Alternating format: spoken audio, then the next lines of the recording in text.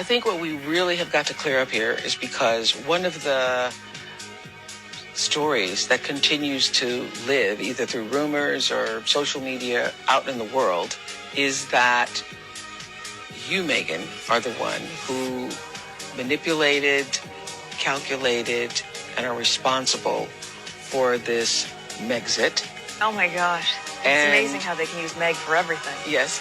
There are even stories that you knew all along that this was going to happen. You went through the whole process and it was all intentional to build your brand. Can you imagine? I mean, Oprah for sure. Oprah, you asked that question, you sneaky thing. You really meant it, didn't you? I think Oprah is the one who feels that way. This is not the media. This is Oprah media. Oprah literally felt that way. Harry didn't say a word. She turned to look at Harry and he should have been like, no. Or should have said something. He didn't say anything. So anyway, I never react to any of those. If you notice, I've not covered a lot of those past Netflix interview or documentary or this Oprah thing because I find it all bogus.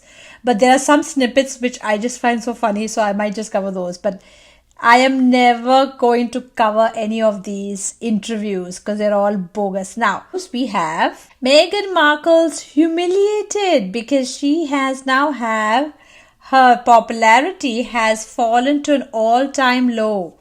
Plummeted, honey. It is so unfortunate, isn't it? All your overacting, all those episodes, all the cooking shows, trying to be super sweet, trying to make everybody believe that you're so amazing. Yeah, people are fed up of you guys and they decided to just kind of express themselves in this poll, this new poll. All the shows, the article literally began the way I was thinking. I mean, thank you. I mean, I had seen the article, but I didn't realize it's going to start literally how I started.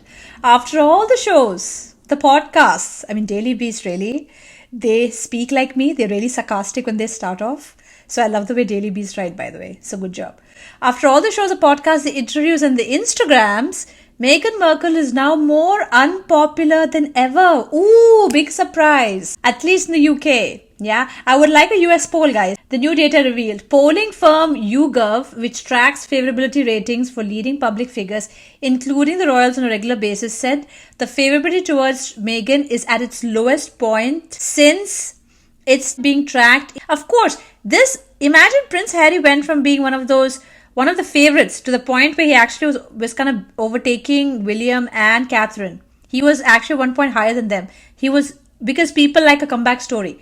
They like the fact that Harry went through all those ups and downs, and if you see, he was bouncing back, and as he became bigger, he looked more responsible. He was hanging out with Prince William and Kate and being friendly, and then Invictus. So going from being that popular, which he was at one point, Prince Harry is now the lowest. Of course, thanks to his BBC interview, honey.